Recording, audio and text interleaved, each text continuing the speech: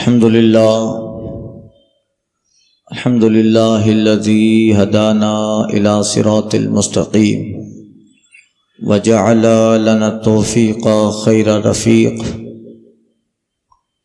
والصلاة والسلام على أصحابه أصحاب الهدى والتحقيق،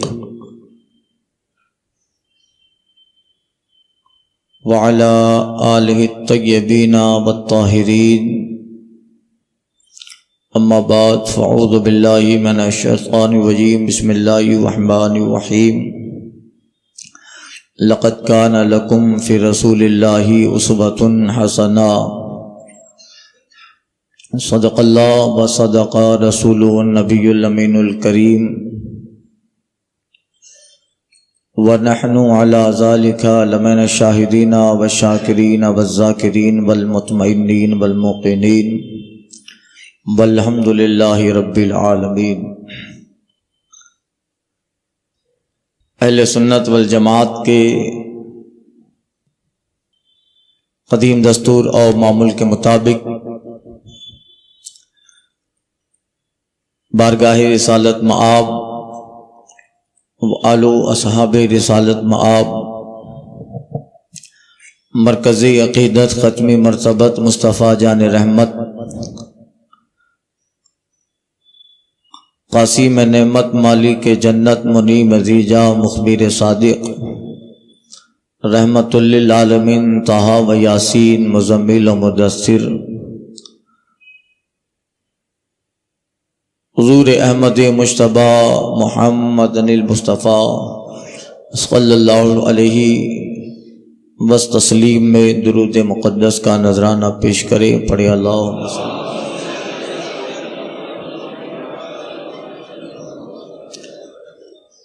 صلاۃ و سلام علیک یا سیدی یا حبیبی یا رسول اللہ، وعلی آلک و صحابک یا شفیعنا یوم الجزاء. امام اہل سنت فاضل بریلوی حضور سیدی سرکار اعلی حضرت علیہ رحمت و رضوان بارگاہ رسالت مآب میں عشق کا نذرانہ پیش کرتے ہیں اور فرماتے ہیں، وہی رب ہے جس نے تجھ کو ہماتن کرم بنایا، وہی رب ہے جس نے تجھ کو ہماتن کرم بنایا، ہمیں بھیک مانگنے کو تیرا آستاں بتایا. تجھے حمد ہے خدایا، تجھے حمد ہے خدایا. یہی بولے سدرا والے چمنے جہاں کے تھالے، یہی بولے سدرا والے چمنے جہاں کے تھالے، سبھی میں نے چھان ڈالے تیرے پائے کا نہ پایا. تجھے یک نے یک بنایا، تجھے حمد ہے خدایا، تجھے حمد ہے خدایا. ارے اے خدا کے بندو کوئی میرے دل کو ڈھونڈو، ارے اے خدا کے بندو کوئی میرے دل کو ڈھونڈو. میرے پاس تھا ابھی کیا ہوا خدایا، نہ کوئی گیا نہ آیا. تجھے حمد ہے خدایا، تجھے حمد ہے خدایا. وہ کنواری پاک مریم بنفخت فیہ کادم، وہ کنواری پاک مریم ونفخت فیہ کادم، عجب نشان اعظم مگر آمینہ کا جایا، وہیں سب میں افضل آیا. تجھے حمد ہے خدایا، تجھے حمد ہے خدایا. ہمیں اے رضا تیرے دل کا پتہ چلا بمشکل، ہمیں اے رضا تیرے دل کا پتہ چلا بمشکل. در روزہ کے مقابل وہ ہمیں نظر تو آیا، یہ نہ پوچھ کیسا پایا. تجھے حمد ہے خدایا، تجھے حمد ہے خدا. حضرات، کل کے بیان میں رسول پاک صلی اللہ علیہ وسلم کی سیرت اور آپ کی زندگی اور حیات طیبہ جو ایک عالمگیر حیات ہے، اور اللہ تعالیٰ نے آپ کو جو سیرت عطا فرمائی وہ عالمی پیمانے پر، آفتی پیمانے پر رہتی دنیا تک آپ اور آپ کی سیرت لوگوں کے لیے ضرورت ہے، لوگوں کی حاجت ہے۔ اس لیے اللہ تعالیٰ نے آپ کی سیرت طیبہ میں ایسے ایسے واقعات رونما فرمائے جو صرف مسلمان ہی نہیں بلکہ جس قوم سے بھی تعلق، جس مذہب سے تعلق رکھتا ہو، ان سب کے لیے رسول پاک صلی اللہ علیہ وسلم کی سیرت ایک آئیڈیل اور انہیں مشکل وقت میں ایک روشنی فراہم کرتی رہے گی، ایک اجالا دیتی رہے گی۔ اس لیے آپ عالمی پیغمبر، یونیورسل پروفٹ، اور آپ کی زندگی یونیورسل لائف، آفاقی زندگی ہے، اور قیامت تک لوگوں کو رسول پاک صلی اللہ علیہ وسلم کی ضرورت کا احساس ہوتا رہے گا۔ وقتی طور پر آدمی سرسری نظر سے سرکار کی زندگی کا مطالعہ کرتا ہے۔ آج یورپ کی دنیا میں ریسرچ کا ماحول گرم ہے، تحقیق کا ماحول گرم ہے، اور بڑے بڑے ڈپارٹمنٹ بنائے گئے ہیں۔ ایک شعبہ صرف یہودیت پہ ریسرچ کر رہا ہے، ایک شعبہ صرف عیسائیت پہ ریسرچ کر رہا ہے، ایک شعبہ کسی اور مذہب پر ریسرچ کر رہا ہے۔ یعنی آج تحقیق کا دور ہے، آج ریسرچ کا دور ہے، ڈسکوری کا زمانہ ہے، اور آدمی سنشودھن کی فکر میں رہتا ہے اور نئی چیزیں اور اس میں تحقیق کر کے کچھ پانے کی فکر کرتا ہے۔ ان سارے چیزوں کے باوجود آج یورپ بر اعظم میں افریقہ اور جرمن و امریکہ کے بڑے بڑے ریسرچ سینٹر کھلے، اور ان میں ایک شعبہ صرف اسلام پر تحقیق کے لیے بنایا گیا۔ قرآن پہ تحقیق کرو، مصطفیٰ جان رحمت کی حدیث پہ تحقیق کرو، آقا کی سیرت پہ تحقیق کرو۔ آخر کیا چیز تھی کہ مختصر سے وقت میں 63 سال کی زندگی میں ان کا پیغام پورے عرب میں پھیل جایا کرتا ہے۔ ایک آدمی اس قدر جو ہے خدمت کرے، ایک آدمی کی زندگی، ان کی 63 سالہ زندگی میں صرف 23 سال انہوں نے دین کی خدمت، دین کی تبلیغ کرتے ہیں، اور ان 23 سال کی زندگی میں 40 سال کی نبوت، 40 سال کی عمر میں اعلان نبوت فرمایا، 13 سال مکہ میں رہے، 10 سال مدینہ کے، ہجری 11 میں وصال وفات ہے۔ اس 23 سال کی مدت میں انہوں نے اپنا مذہب دنیا کے چپے چپے میں پھیلا دیا۔ جو مذہب صرف عرب تک محدود تھا، مکہ کے جغرافیہ میں محدود تھا، وہ 23 سال ان کے بعد ان کے صحابہ نے جب اس مذہب کا کام کیا تو وہ مذہب عرب کے جغرافیے سے نکل کر ساری دنیا میں بادل بن کے چھانے لگتا ہے۔ آخر وہ کون سی چیز تھی؟ غور و فکر کرو، آخر اس نبی، اس پیغمبر نے کون سا طریقہ کار اختیار کیا تھا؟ آخر انہوں نے کس طریقے سے کام کیا کہ جہاں دوسرے لوگ اپنے زندگی کے 60 سال گزار دیتے ہیں، مگر ان کے 60 سالہ زندگی میں صرف ان کے ملک میں ان کا نام نہیں ہو پاتا ہے، ان کے ملک میں ان کا مشن نہیں پہنچ پاتا ہے، ان کی کنٹری میں ان کو سب لوگ نہیں جانتے ہیں، اور لوگ محنت کرتے کرتے چلے گئے، اور 50-60 سال کے لوگ محنت کریں، اور جس چیز کو ٹارگیٹ بناتے ہیں، جس چیز کو مشن بناتے ہیں، ہمیشہ اسی مشن میں لگے رہے، اور انہوں نے اپنے ملک میں نام کمایا ہو، مگر ان کی تاریخیں بتاتی ہے کہ وہ اپنے ملک میں بھی کما حق ہو، سب لوگوں تک اپنا مشن، اپنی بات اور اپنا ٹارگیٹ، اپنا مقصد نہیں پہنچا پاتے ہیں۔ دنیا میں ایسے بڑی چیزیں ہوئی، اسی کی تحقیق تو مائیکل ہارٹ نے کی تھی، اس نے کتاب لکھی The 100 عظیم آدمی۔ اس 100 عظیم آدمیوں میں اس نے 100 لوگوں کی زندگی کی بایوگرافی کو ترتیب دیا، 100 لوگوں کی لائف کو ترتیب دیا،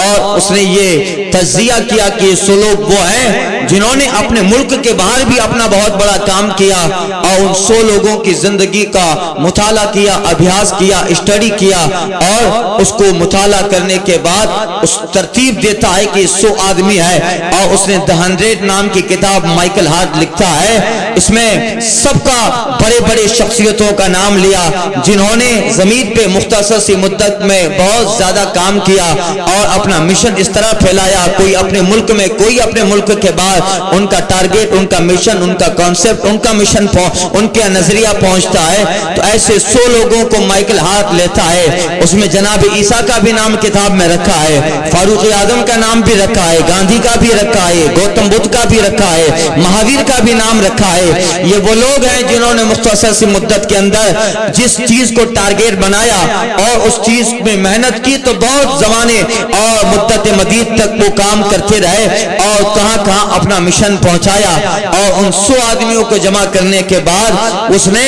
اس کتاب، ان 100 آدمیوں میں مصطفیٰ جانی رحمت کی زندگی کا بھی مطالعہ کیا، حضور کی لائف کا بھی مطالعہ کیا. اب جب اسے اس کتاب کو ترتیب دینے کی باری آتی ہے کہ یہ 100 لوگ وہ ہیں جنہوں نے دنیا میں جس چیز کو ٹارگیٹ بنایا اس میں لگے رہے اور اپنا مشن دنیا، ملک اور ملک کے باہر پہنچایا. اب جب میں کتاب کا ابتدا کروں گا، شروعات کروں گا تو اس کتاب کو کس نام سے شروع کرو؟ By which name can we begin this book? مجھے اس کتاب کو کس آدمی سے شروع کرنا چاہیے؟ آئیے حضرت تشریف لائیے.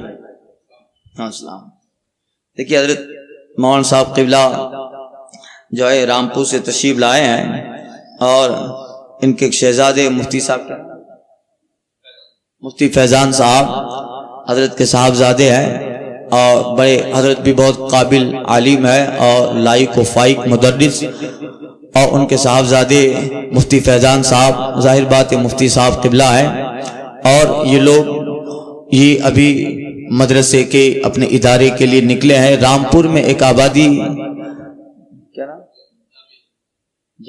جامعہ حضرت عمر ایک ادارہ ہے اور وہ علاقہ پورا دیوبندیوں سے گھرا پڑا ہے. وہاں ہماری سنی حضرات جن کی قیادت حضرت کر رہے ہیں اور حضرت کے صاحبزادے ظاہر با حضرت دیوبندیوں سے بہت بڑی فائٹ ہوئی، حضرت 2 مرتبہ جیل میں بھی جا چکے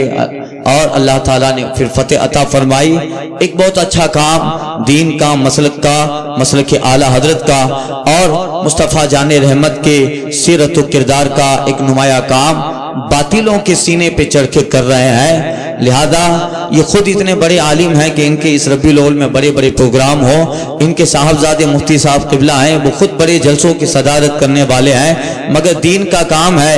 اور وہاں مسلک کا کام کرنا ہے. مصطفیٰ جان رحمت پیارے صلی اللہ علیہ وسلم کے مشن کو آگے بڑھانا ہے. اس لیے ان وقت میں یہ لوگ اپنے ادارے کے لیے نکلے ہیں. آئیے مفتی صاحب قبلہ شیو لائیے. الحمدللہ. دیکھیے یہ حضرت کے صاحبزادے ہیں اور مجھے ان کے تعلق سے حضرت علامہ عبدالستار حمدانی صاحب قبلہ نے بھی جو ہے تاکید کی اور ان سے دیرینہ تعلقات ہیں، ہمارے بھی ان سے اچھے تعلقات ہیں. اس لیے جو ہے ادارے کے لیے تشریف لائے ہیں اور ہم ویسے ہی سب چیزوں میں دیتے رہتے ہیں. لہذا حضرت اس قابل یہ تو بے ادبی ہوگی کہ ان کو چندہ کے لیے میں وہاں بٹھاؤں، یہ مناسب نہیں ہے. ہمارے متولی صاحب ماشاءاللہ یہ ساری چیزیں، اور ہمارے پٹیل صاحب کہاں گئے؟ باہر بیٹھیں گے. 1-2 محمد حسین وہ باہر تشریف فرما ہوں گے اور آپ پروگرام کے بعد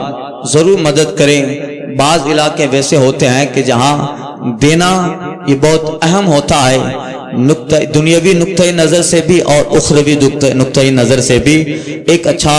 کام ہو رہا ہے، ایک ادارہ ہے، 200 کے قریب وہاں پہ طلبہ ہیں، اور سب سے بڑی بات کہ باطل اور وہابی دیوبندیوں کے سینے پہ چڑھ کر مسلک اور اعلیٰ حضرت کے مشن کو آگے بڑھا رہے ہیں. لہذا وہاں دینا نہ صرف دنیا بلکہ آخرت میں بھی ہمارے لیے بڑا سود مند ہو سکتا ہے. اس لیے حضرت تو یہی جلوہ وار ہوں گے، ہمارے کچھ حضرات باہر کھڑے ہوں گے، آپ مدد کیجئے.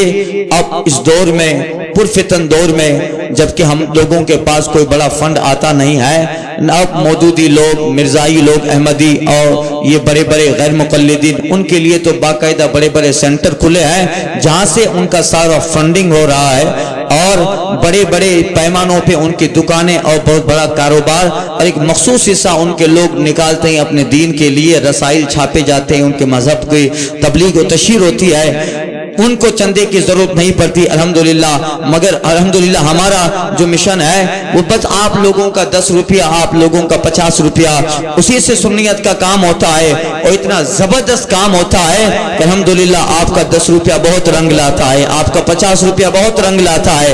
آپ کا 100 روپیہ بہت رنگ لاتا ہے، اسی آپ کے 50 روپیے سے کہیں دنیا کو مشتاق احمد نظامی جیسا مناظر اور خطیب ملتا ہے، اسی کے آپ 10 روپیے سے کہیں شرب شل سنت جیسے لوگ دنیا پہ جلوہ بار ہوتے ہیں، ہمارا وہی 50-100 روپیہ آگے چل کے کوئی عید الاسلام دیتا ہے، آگے چل کے کوئی برہان ملت دیتا ہے، ہمارے انہی اداروں پہ ہمارے پیسے خرچ ہوتے ہیں، اور انہی اداروں میں جو ہے بڑی بڑی شخصیتیں، بڑے بڑے خطیب مناظر پیدا ہوتے ہیں جو دین اور مسلک اور اعلی حضرت کے مشن کا اتنا زبردست کام کرتے ہیں کہ آج جو سنیت کی بہاریں نظر آ رہی ہے یہ سب ہماری ابن اکابر کی محنت شاقہ کا نتیجہ ہے کہ مسلک بھی سلامت، دین بھی سلامت، اعلی حضرت کا مشن سلامت، اور یہ جو مسجدوں میں جلسوں کی بہاریں ہیں اور یہ مصطفیٰ جان رحمت کا پیغام آپ تک پہنچایا جا رہا ہے، اعلی حضرت کے نعت و مناقب بیان کیے جا رہے ہیں، مصطفیٰ پیارے کے قصیدے بیان کیے جا رہے ہیں، یہی سارے مدرسوں سے علماء نکلتے ہیں، ان علماء کی محنت،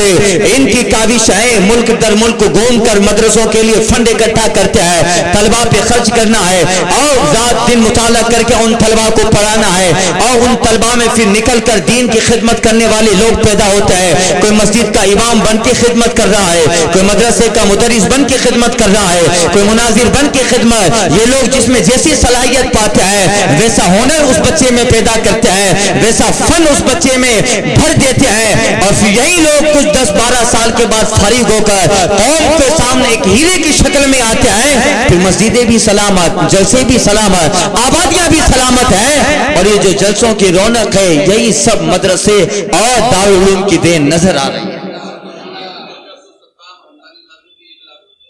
الحمدللہ۔ دیکھیں حضرت علامہ عبدالستار حمدانی صاحب قبلہ نے بھی ان کو 1 لاکھ روپے مدرسے کے لیے عطا کیے ہیں۔ اب حضرت تو ماشاءاللہ حمدانی صاحب تو ان کو کیا کہنا، اس لیے ہم آپ جانتے ہیں، ہاں تو یہ تو الحمدللہ حضرت ہمارے مقتدی بہت ٹرینڈ ہے، ان کو پتا رہتا ہے کہاں کتنا دینا ہے الحمدللہ، اس لیے جو ہے حضور والا مرتبت جلوہ بار ہوئے ہیں۔ اب آپ حضرات کو میں کوئی لمبی گفتگو اس تعلق سے کر نہیں سکتا، بس یہ کہ دینے کی جگہ ہے اور وہاں دیا جائے،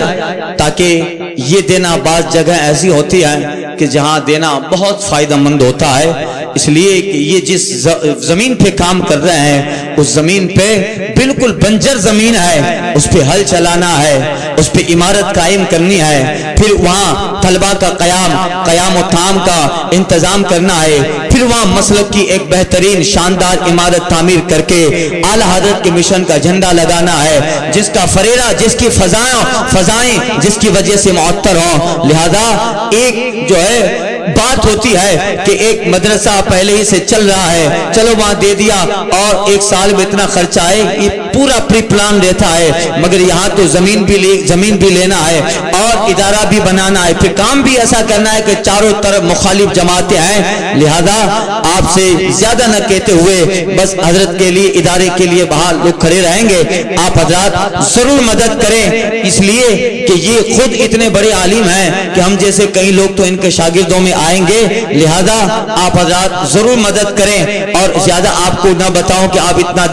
دیں گے، آپ خود تاجر لوگ ہیں، میرے 2 لفظوں سے آپ پورا اندازہ لگا سکتے ہیں کہ باپو کس حیثیت کی جو ہے تاکید کر رہے ہیں۔ لہذا اللہ تبارک و تعالی حسن توفیق، حسن عمل عطا فرمائے۔ ایک مرتبہ درود پڑھیے، پھر میں اپنی بات آگے بڑھاتا ہوں۔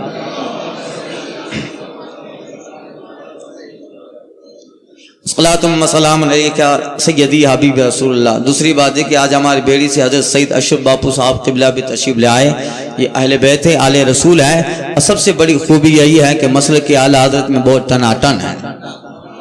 الحمدللہ، اس لیے ان اہل بیت اطہار کی دعاؤں سے، باقی ہم لوگ تو سب اہل بیت کے غلام ہیں، اعلی حضرت کے مشن پہ چلتے ہی منم امیر و جہانگیر و کچکلا، یعنی منم امیر و جہانگیر و کچکلا، یعنی بندہ مسکین کمینہ و گدائی آل رسول۔ ہم تو انہی کے مشن پہ چلتے ہیں. اعلی حضرت نے یہی کہا تھا بارگاہ رسالت مآب میں, یا رسول اللہ, ماں باپ, دو بیٹے, بھائی بھتیجے عزیز, ماں باپ, دو بیٹے, بھائی بھتیجے عزیز, یا رسول اللہ, سب تجھ کو سونپا, ملک کی سب تیرے گھر کی ہے. رکھیے کیسے بھی ہے خانہ زاد ہم, رکھیے کیسے بھی ہیں خانہ زاد ہم, مول کے ابدار پھرتے ہیں. اللہ تعالیٰ اس نے اول عطا فرمائے. خیر تو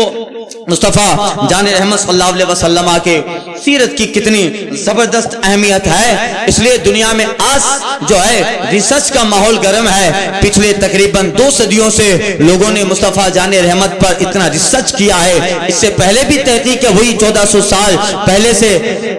سرکار کی سیرت اور ذات پر تحقیق ہو رہی ہے. مگر ان پچھلے 2 صدیوں کے اندر جب سے سائنس جوان ہوا, جب سے فلسفہ جوان ہوا, تب سے بڑے بڑے فلسفیوں نے سرکار کی تحقیق کی زندگی اور آپ کی سیرت پر تحقیق کی اور اس پہ ڈسکوری کی. اور آج اسی تحقیق کا نتیجہ ہے کہ یورپ کی دنیا میں اسلام بڑا تیزی سے پھیل رہا ہے. آپ کو تو روزانہ اس بر اعظم یورپ کی زمانے میں دنیا میں روزانہ کی خبریں ہیں کہ وہاں کا گورا کلمہ پڑھ کے مصطفیٰ کے دامن سے وابستہ ہو رہا ہے. افریقہ کے کالے وہ کسی بھی اعتبار سے کہیں سن لیا, کہیں جلسہ ہو گیا اور کہیں اس سرکار کی سیرت سن لی, جس اعتبار سے بھی وہ حضور کا مطالعہ کرتے ہیں, وہاں افریقہ میں چاہے وہ کالا عیسائی ہو یا یہودی ہو, روزانہ کی خبریں ہیں کہ وہ کلمہ پڑھ کے مصطفیٰ کے دامن سے وابستہ ہو رہا ہے. میرے ایک صاحب کہہ رہے تھے ٹائمز آف انڈیا کی رپورٹ کے اعتبار سے کہ روزانہ ہندوستان میں 25 لوگ کلمہ پڑھ کے اسلام لے آ رہے ہیں. 25 لوگ ہندوستان میں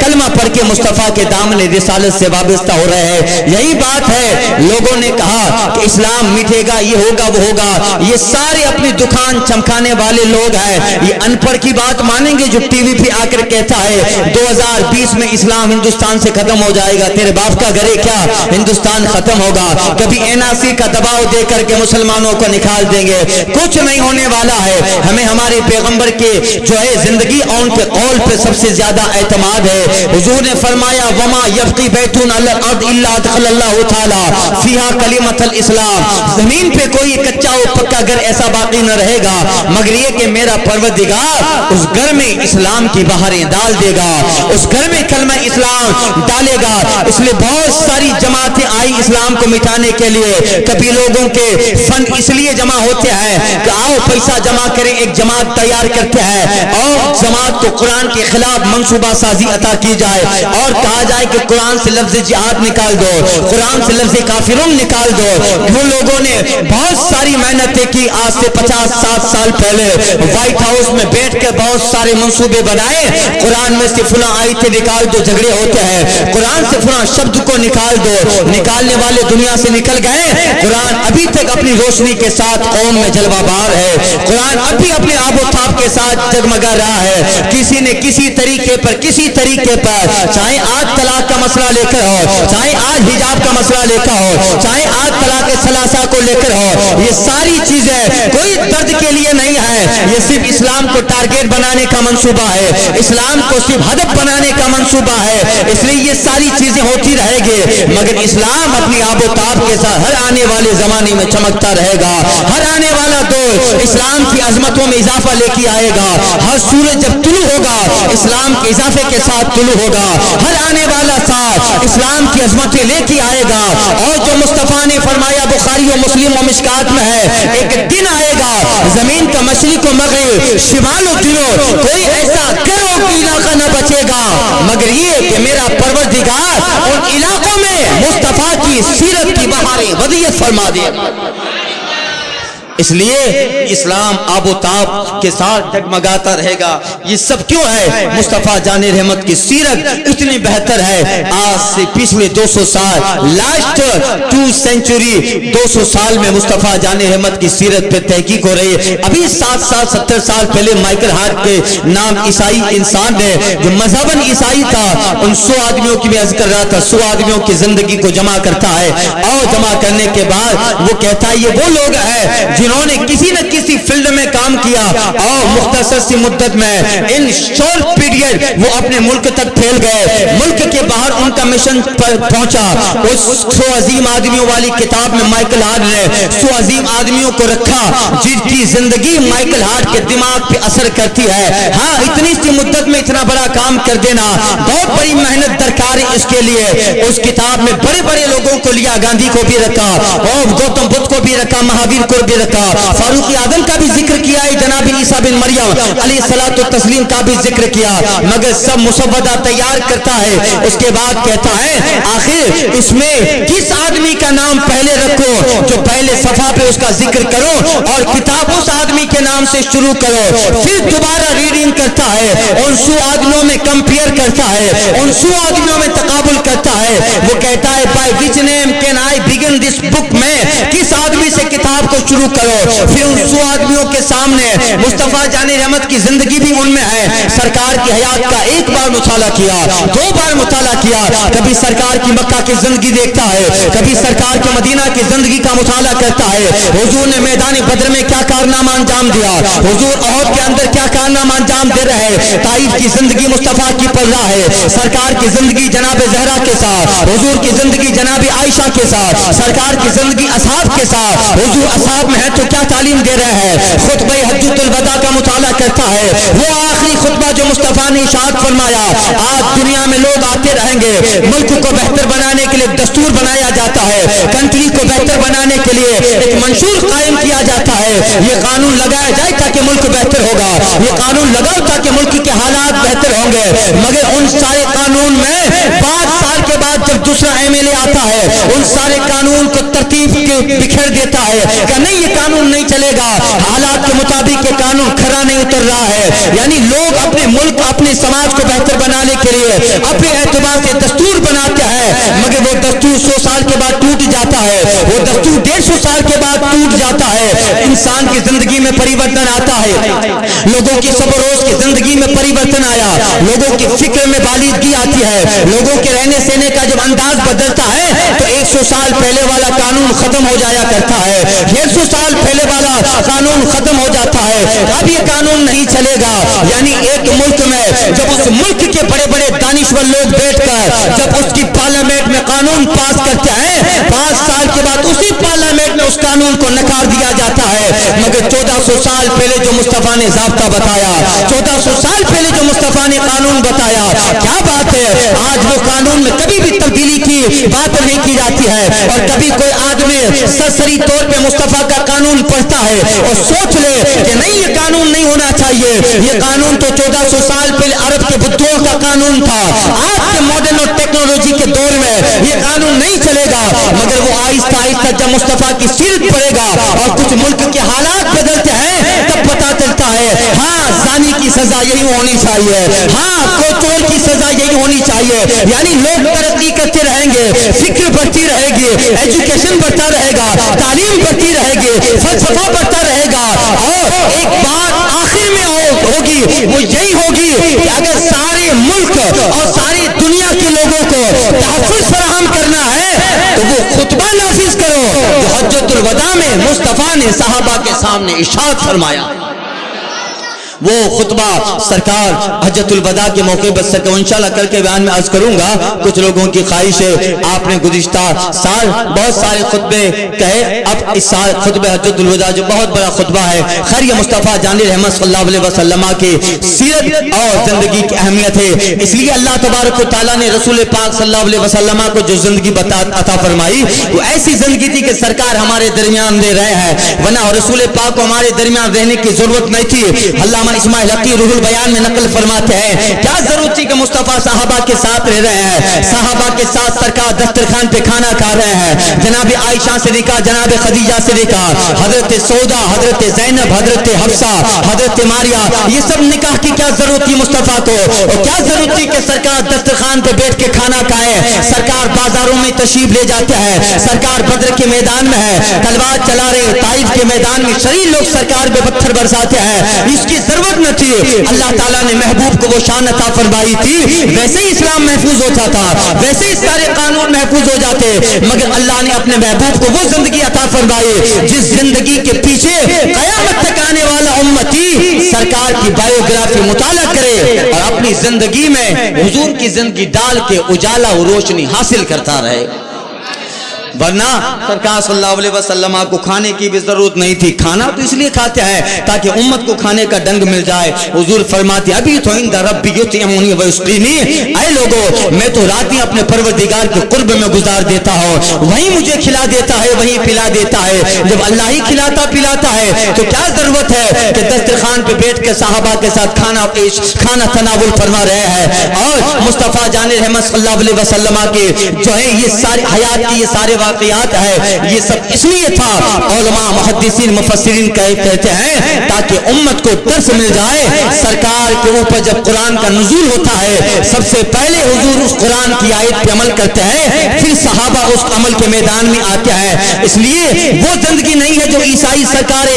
حضرت عیسیٰ علیہ السلام کے زندگی کے تعلق سے کہہ رہا ہے. میں جناب عیسیٰ کی زندگی فالو کرتا ہوں. کل کے درس بیان میں عرض کیا تھا حضرت عیسیٰ علیہ السلام کی زندگی بھی حضور ہی سے ملتی جلتی ہے. ان کا بھی جب زمانہ پڑھتے ہیں تو ان کے دور کے اندر بھی ایسے حالات پیدا ہوئے, یہودیوں کی بہت بڑی جماعت جناب عیسیٰ علیہ السلام کے مخالف ہو جاتی ہے. ہر طرف لوگ مارنے کے لیے جناب عیسیٰ کو جو ہے قتل اور شہید کرنے کے لیے گھوم رہے ہیں. یہاں سے نکلیں گے تو جناب عیسیٰ کو شہید کریں گے, وہاں سے نکلیں گے تو شہید کر دیں گے. اللہ تعالیٰ نے جناب جبریل کو عیسیٰ علیہ السلام کے ساتھ رکھا. ہر وقت حضرت جبریل حضرت عیسیٰ علیہ السلام کے ساتھ ہے. حضرت عیسیٰ علیہ السلام کو پرو پہ لیتے ہیں اور آسمانی دنیا میں جناب عیسیٰ کو حضرت جبریل لے جاتا ہے. پھر جناب عیسیٰ نے دیکھا ہاں فلاں جگہ پہ میرے حواری جمع ہو گئے, حضرت عیسیٰ کے چند ماننے والے ہیں. حضرت جبریل جناب عیسیٰ کو لے کے آئے. حضرت عیسیٰ اپنے حواریوں کے سامنے بیٹھتے ہیں. حضرت عیسیٰ پہ ایمان لانے والے لوگوں کو حواری کہا جاتا ہے. آپ ان کے سامنے بیٹھے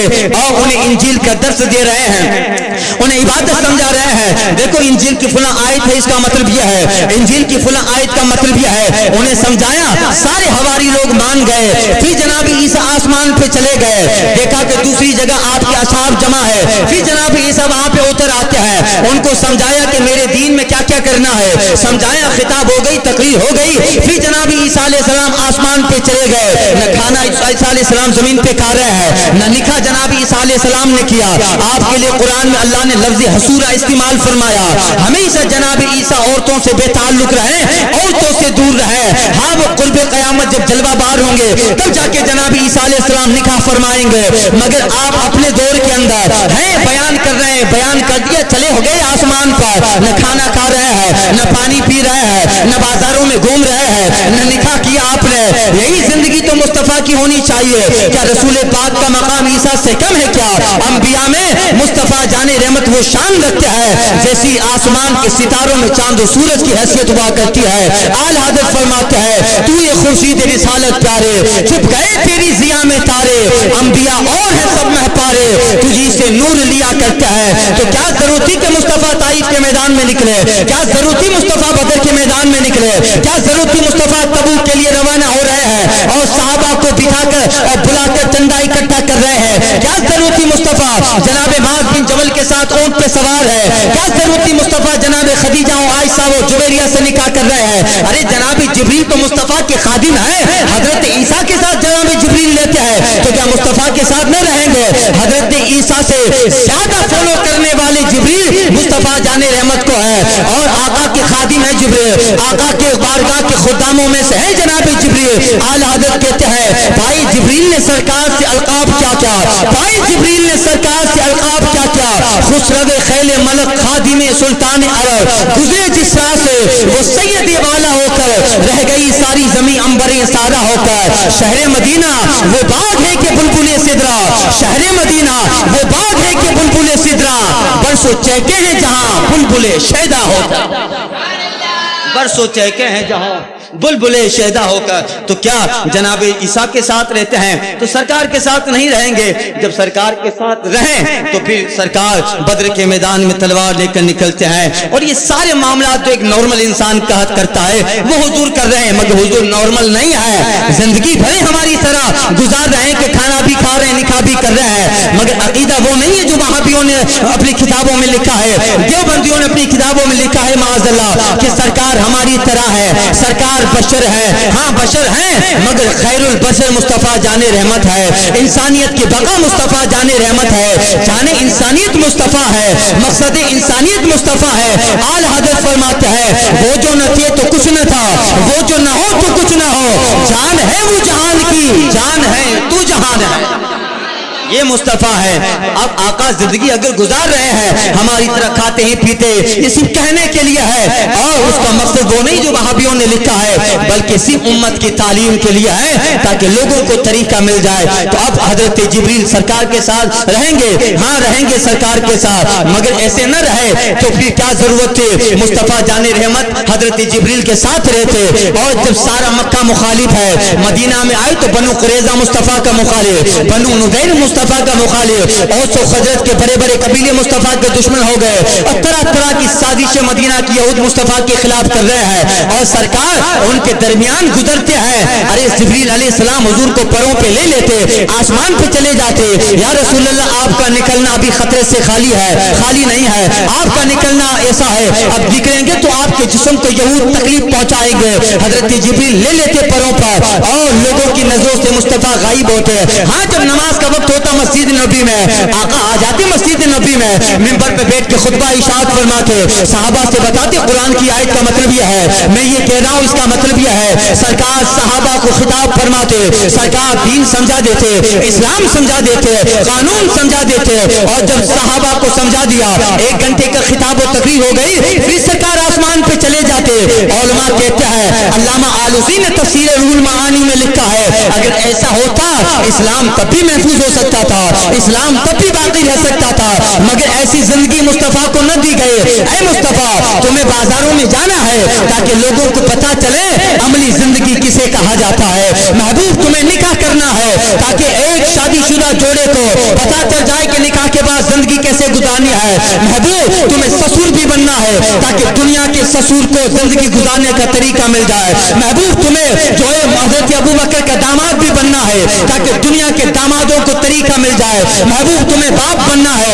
ताकि पता चल जाए कि बेटी का बाप क्या होता है, बेटी का बाप किस तरह से जिंदगी बेटी के साथ गुजारता है। ऐ महबूब तुम्हें मैदान बद्र में भी आना है ताकि इस्लामी फौज को एक मास्टर फील्ड मिल जाए, इस्लामी फौज को एक वॉर ऑफ द वॉल मिल जाए। ऐ महबूब तुम्हें औद के मैदान में आना है और महबूब तुम्हें मदीना में रहकर अंसार और मुहाजिर के दरमियान अखुवत भी कायम करनी है, ब्रदरहुड भाईचारा भी लगाना है ताकि दुनिया में जो भाईचारे के नाम पर दुनिया में तहस-नहस मचा डाली है उन्हें पता चल जाए कि भाईचारा किसे कहा जाता है, अक़्द मुवाख़ात किसे कहा जाता है। महबूब तुम्हें सहाबा के दरमियान रहना है ताकि पता चले कि साथियों के दरमियान क्या कैसे रहा जाता है। महबूब तुम्हारे घर के अंदर की जिंदगी भी किताबों में लिखी जाएगी, इसलिए जनाबी आयशा के साथ जो रहो वो सहाबा से बयान कर दो, हजरत सौदा के साथ रहो वो सहाबा से बयान करो, हजरत खदीजा के साथ तुम्हारा मामला हो वो भी सहाबा बयान करे और फिर वो मुहद्दिसीन तक पहुंचे और उम्मत को तरीका मिल जाए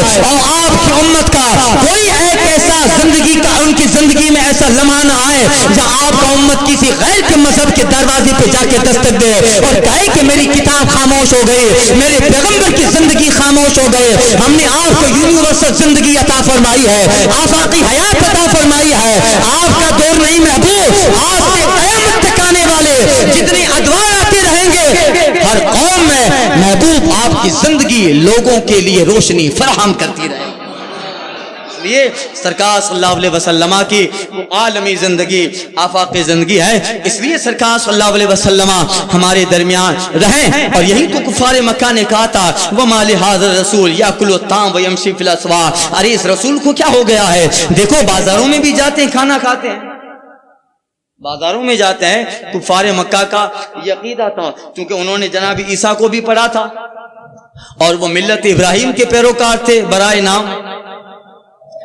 तो जब सरकार सल्लल्लाहु अलैहि वसल्लम बाजार में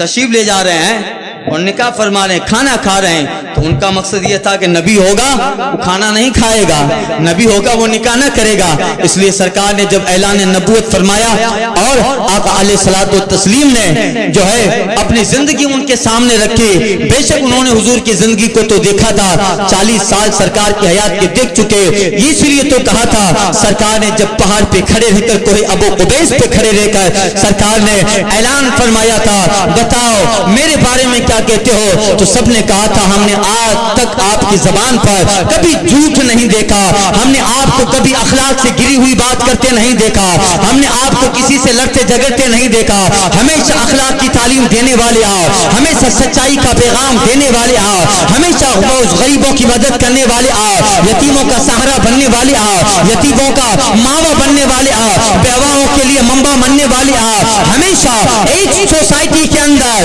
جو اخلاق کا درس ہونا چاہیے, ہم نے آپ سے پہلے کسی میں وہ درس نہیں دیکھا. وہی کفار مکہ نے کہا تھا آپ جو کہیں گے صحیح کہیں گے, اس لیے کہ آج سے ہم نے 40 سال تک آپ کی زندگی کا معائنہ کیا, مگر ہم نے آپ کو کبھی بھی ایسی بات کو درکنار, کبھی ہم نے آپ کو اوباشوں کی مجلس میں بھی نہ دیکھا, جھوٹوں کی محفل میں بھی بیٹھتے نہ دیکھا, کبھی غلط آدمی کی تائید کرتے نہیں دیکھا, کبھی جھوٹے کا سپورٹ کرتے نہیں دیکھا, کبھی زانی کا سپورٹ کرتے نہیں دیکھا. تب مصطفیٰ جان رحمت اپنی آفاق اب کی سرمدی جو اس سیرت کا ایک باپ اجاگر کرتے ہیں اور لوگوں کو کہتے ہیں لوگوں جب ایسا ہے تو پھر سنو, انی رسول اللہ الیکم جمیعا, میں تم سب کی طرف اللہ کا پیغمبر بن کے آیا, اللہ کا حبیب بن کے آیا ہو. ان بتوں کو توڑ ڈالو, ایک اللہ کے سامنے اپنی پیشانی کو جھکاؤ, وہی معبود حقیقی ہے, وہی خالق حقیقی ہے. خیر یہ تو جسٹ پہلی بات تھی, اسے لوگ بھڑک گئے اور سرکار صلی اللہ علیہ وسلم کو برا بھلا کہا, مگر مکہ کی تاریخ کا مطالعہ کیجئے, مکہ کے حالات و ادوار کو پڑھیے. جو سرکار کا دشمن تھا وہ بھی تنہائی میں جب اپنے دوست سے ملاقات کرتا تھا وہ کہتا تھا کہ محمد بن عبداللہ جو کہیں کہے, مگر وہ جو کہتے ہیں وہ صحیح بول رہے ہیں. ان کی تعلیم, ان کی سیرت, ان کی زندگی کو ہم نے دیکھا. محمد بن عبداللہ اگر آج ہمارے بتوں کے تعلق سے یہ کہہ رہے ہیں تو غور کرنا چاہیے, غلط نہیں ہو سکتا ہے. جو 40 سال پہلے 40 سال تک ہم نے کبھی جن سے جھوٹ نہ سنا, آج وہ کیسے جھوٹ بولیں گے. لہذا جو سرکار کے دشمن تھے وہ بھی تنہائی میں جا کر حضور کی صداقت کا خطبہ پڑھ رہے ہیں, حضور کی عدالت کا خطبہ پڑھ رہے ہیں. اسی کو کہا تھا یا رسول اللہ جو تیری جان کے دشمن تھے وہ بھی کہتے تھے, یا رسول اللہ جو تیری جان کے دشمن تھے وہ بھی کہتے تھے امین تو ہے, صداقت کی آبرو تو ہے, امین تو ہے, صداقت کی آبرو تو ہے. اس لیے ہر زمانے میں رسول پاک کی زندگی کی ضرورت پڑے گی. آسان ہے ادھر ادھر کی باتیں کرنا, مگر حقیقت کا چشمہ لگائیے, تعصب نکال کر پڑھیے, حسد نکال کے مصطفیٰ کی زندگی کو پڑھیے, تو آج یورپ کی دنیا میں جو اسلام پھیل رہا ہے, اب اس کی بات مانیں گے جو کہہ رہا ہے 2020 میں اسلام ختم ہو جائے گا, یا امریکہ اور جرمن کی یونیورسٹی آکسفورڈ میں پڑھنے والا وہ ہائیلی کوالیفائڈ ایجوکیٹڈ آدمی جس نے یورپ کی دنیا کا معائنہ کیا اور روزانہ اسلام کے بڑھتے ہوئے قدم کو دیکھا, تو آج سے تقریباً 25-30 سال پہلے وہ آدمی کہہ گیا if any religion had a chance of ruling over England, Europe within the next 100 years it is Islam. وہ کہتا ہے حالات یہ بتاتے ہیں, طریقہ لوگوں کا بتا رہا ہے, اور جس قدر آج یورپ کی دنیا میں مصطفیٰ کی سیرت کو فالو کرنے والے بڑھتے جا رہے ہیں, ان کے انویائی بڑھتے جا رہے ہیں, حالات یہ بتاتے ہیں آنے والے 100 سال میں ساری یورپ کے اندر, سارے بر اعظم کے اندر کوئی مذہب اگر عالمی مذہب, حکومتی مذہب بننے والا ہے تو وہ مذہب مصطفیٰ کا اسلام ہی بننے والا ہے.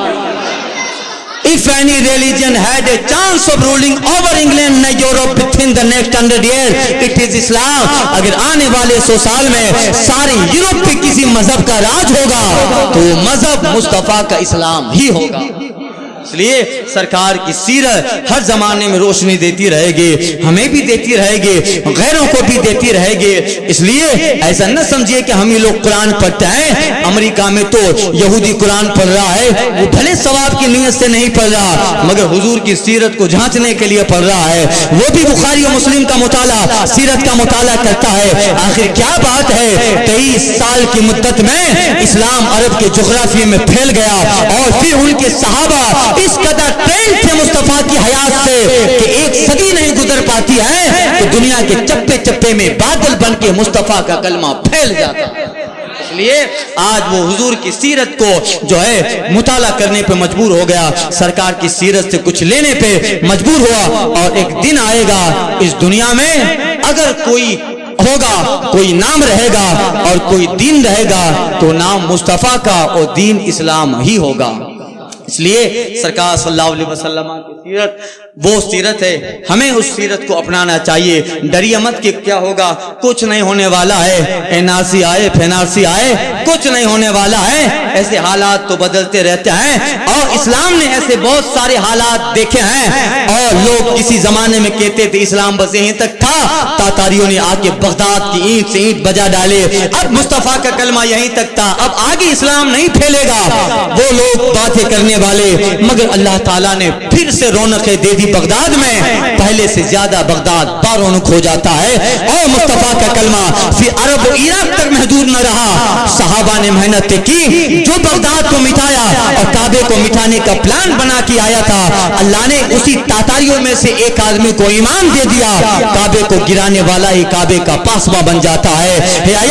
یوریش تاتار کے فسانے سے، نشہ میں کو تعلق نہیں پیمانے سے، تو نہ مٹ جائے گا عراق کے مٹ جانے سے، پاسباں مل گئے کعبے کو صنم کھانے سے۔ اس لیے مت ڈریے کہ کیا ہونے والا ہے، ہاں اسلام کا کچھ نہ ہوگا، اسلام تو قیامت تک کا مذہب ہے۔ اگر ہم اسلام کا دامن چھوڑیں گے تو مارے جائیں گے، اگر ہم مصطفیٰ کی تعلیم کے خلاف کریں گے، اگر ہمارے گھروں میں بھی رات کو 2-2 بجے تک ٹی ویاں چالو رہے گی، ہماری بچی بھی بغیر حجاب و برقع کے کافروں کے ساتھ اسکول میں بیٹھ کر ایک بینچ پر بیٹھ کے باتیں کرے، اور اس کو محبت کے ماحول گرم ہوں گے، اور ان کے جو ہے جسم سے بھی قرآنیت ٹپکے گی۔ ہمارے گھر میں جب اسلامی ماحول نہ رہے گا، ہاں تو مسلمان مارا جائے گا، تو مسلمان کے گلے پر کسی ظالم کی تلوار ضرور آئے گی، مگر اسلام نہیں مٹنے والا ہے۔ اس لیے ضرورت ہے آئیے مصطفیٰ کے دین کی طرح، آئیے مصطفیٰ کی سچی سنت و سیرت کی طرح اپنے آپ کو اندر سے بھی ایمانی والا بنائیے، اندر سے بھی محمدی بناؤ،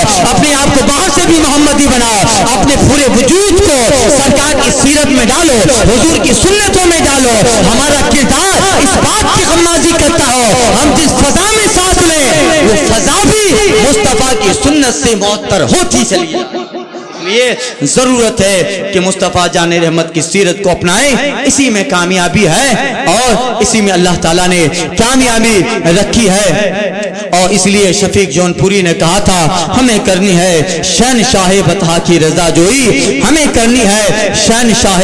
بطحا کی رضا جوئی، جو وہ اپنے ہو گئے رحمت پروردگار اپنے، اٹھ امت کے والی کفر دم کا تاہی مسلم کو، علی کو بھیج دیں آ جائیں لے کے ذوالفقار اپنے، علی کو بھیج دیں آ جائیں لے کے ذوالفقار اپنے، وہ بیٹے ہوں کھلا ہو بارگاہ پاک کا پردہ، کہانی در پہ کہتا ہو شفیق جانثار اپنی، صبا وہ چلے کہ باغ پھلے وہ پھول کھلیں کہ دن ہوں بھلے، لوا کے تلے ثنا میں کھلے رضا